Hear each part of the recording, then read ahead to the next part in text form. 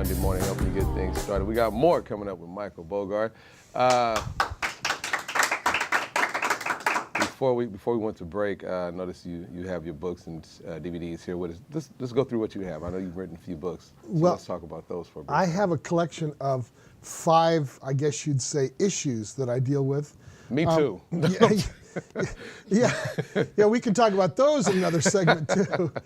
But as a teacher of world religion, people keep asking the same questions over and over again about world religion. You know, certain things that are common issues or questions that people have. And so I ended up writing books, 5 books, and then I made 5 videos to go along with those books about those issues. So I don't know if I want to hold them all up, but you can see an example of one of them here. This is my favorite one, the 45-minute Bible. Yeah, I'm familiar with that. And I, you know, to me, I have found that even people who've been in church most of their lives have a sort of spotty knowledge of the Bible. I mean, they know certain parts really well, but they don't know how it all connects. Right. And so this is one of the very popular seminars I do in churches and different places, as well as on college campus. I designed this not to be necessarily for Christians, but to be for anybody who just kind of wonders what's in this book from beginning to end.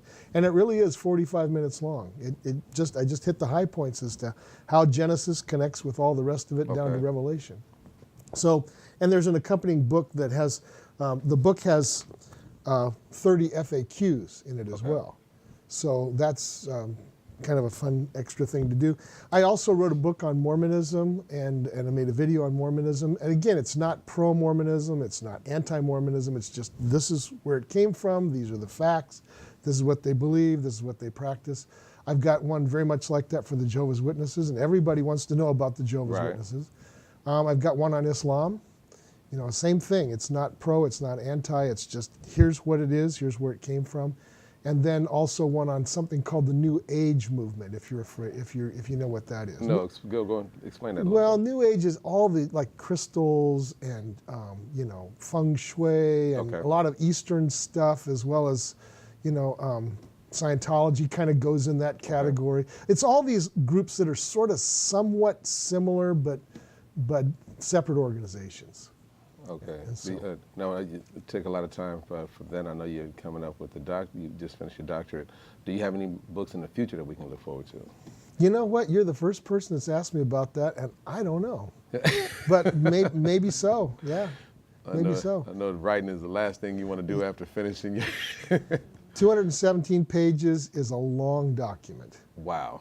And so I'm not really thinking writing right now, but maybe in the future I will, yeah. Looking forward to that. Now, I gotta say, with as far as the Bible is concerned, pop quiz. How many books in the Bible? 66, if you're a Protestant. If you're a Catholic, it's 73 because they've got those extra books.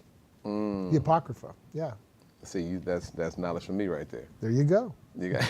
They got those 7 extra books. Yeah. I know there's so many different ways we can take this. I keep saying it, but I'm really glad this year it was going to be a weekly your occurring role here on My Conversation. Now, as far as is there any? I know I asked last week, but just in case some people didn't catch it last week, are there many commonalities within the religions? Well, we talked a little bit about that last week, as you know. If you talk about values, you know, what's right and wrong. There are commonalities. I mean, most religions would say don't steal. Right. It's wrong to take what does not belong to you.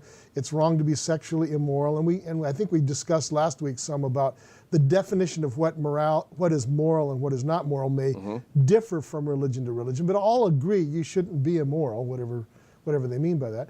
You know, don't kill without some good, you know, self-defense reason or whatever. And so things like that are common to most of the religions.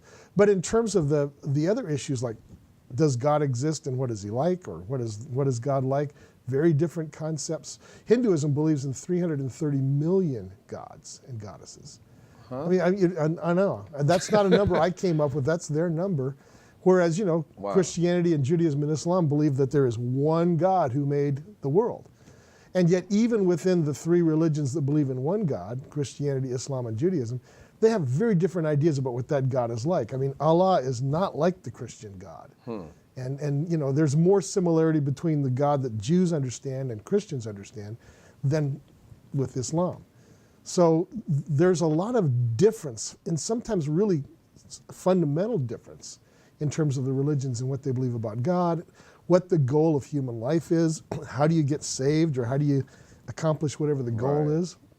But the value systems can have a lot of similarities. For somebody who's following the Christian faith right now but would like to venture off into studying different religions, is there some way that what do you recommend as far as like steps, or is there certain books that you actually recommend that they start with? Well, there's a lot of different books about the different world religions. Let's see, probably the most popular book on world religion is Houston Smith's The Religions of, I think it's called the Religions of the World. Houston Smith wrote it for an average audience. It's not a textbook, lots of pictures in it. So I would say if you're interested in learning about the world religions, Houston Smith, Huston Smith. I was going with the H-O-U. That's what you'd think after the hurricane, but yeah. And we spoke about that for last week as well. Now, my personal question, outside of just the Bible, what other books do you recommend as far as like for facts research that you recommend other than the Bible that has something to do to go ahead and complement the Bible? Oh my goodness! You mean from a Christian point of view? Yes. Well, I'd recommend this to Definitely. start. Honestly, I really would. If you're looking for something that's not 300 pages, right, this is a great little introduction to the Bible. It doesn't give you a lot of detail, but it does give you the big picture, so that then you can get into one of those longer books, and this will make some sense. So, 45-minute Bible, I highly recommend it. I'll tell you what, Mr. Bogart, we really appreciate you coming on, being a sponsor and a regular feature here on My Conversation. It's my pleasure, believe me. Let them know where they can find you or check the books out that you've written. Well, aspectministries.com, ASPECT, ministries.com. The books are available under the products tab. You can contact me under the contact tab. Love to come and speak to your group, or just talk to you if you have a personal question. Hey, give it up one more time for Michael Bogart from Aspect Ministries, who'll be here every week on our show. Thank you so much for watching. Don't go anywhere. We got more for you right after this.